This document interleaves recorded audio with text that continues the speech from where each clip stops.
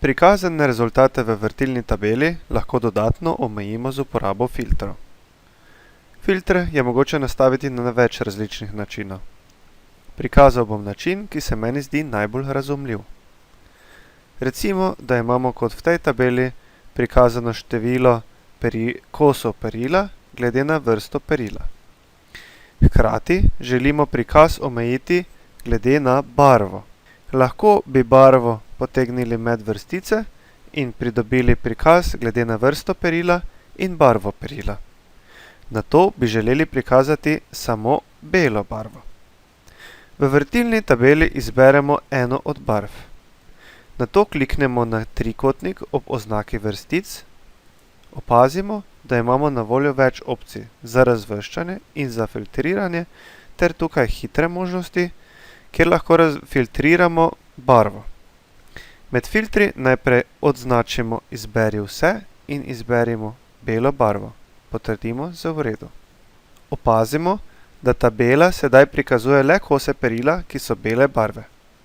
Hkrati opazimo, da se nam je v polju vrtilne tabele desno od barve prikazal li, ki označuje, da smo pri barvah vklopili filter. Ponovimo vajo in omejimo prikaz tako, da bo omejen, filtriran še prikaz vrste perila. Izberemo eno od vrst perila v vrtilni tabeli in spet kliknemo na trikotnik ob oznaki vrstic. Ugotovimo, da se ponujene možnosti sedaj nanašajo na vrsto perila. Če se zadržimo pod filtri oznak, opazimo, da imamo na voljo več naprednih možnosti filtriranja. Je enako, začne se z in podobno.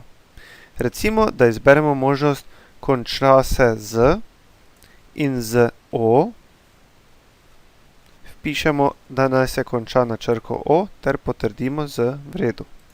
Prikazali sta se nam samo dve vrsti perila, krilo in perilo, saj se obe končata na črko o. Hkrati opazimo, da se nam je v polju vrtilne tabele desno od vrste perila tudi pokazal li, ki spet označuje, da smo pri vrsti perila vklopili filter. Pravzaprav imamo sedaj oznako za filter pri barvi, ki je omejena na belo, ter vrsti perila, ki je omejena na imena, ki se končajo s črko o. Če želimo izbrisati filter, lahko kliknemo na li desno ob ustreznem imenu in izberemo Počisti filter. Najprej vidimo, da se nam prikažejo vse vrste perila, nato bomo pobrisali filter pri barvi, kliknemo Počisti filter iz barva in vidimo, da so se nam vsem spet prikazale vse vrednosti.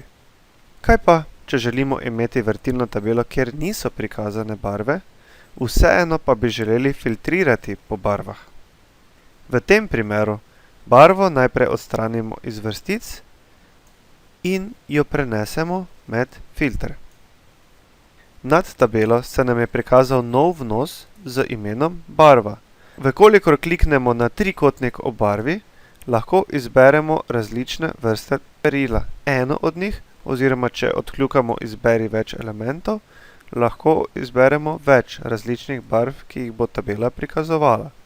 Potrdimo z v redu. Ko smo končali z izbiro, opazimo, da se nam je v polju vrtilne tabele desno od barve spet pokazal li, kar pomeni, da smo med barvami vključili nek filter. Če še enkrat izberemo filter barv, lahko opazimo še eno zelo pomembno lastnost. Filter ne omogoča naprednih filtriranj, kot so je enako, je večje kot, konča se z. Te možnosti so omogočene samo, če filter vklopimo v glavni vrtilni tabeli, kadar so prikazane vrednosti, ki jih želimo filtrirati. Do sedaj smo filtrirali samo oznake vrstic, na primer vrsta perila ali barva.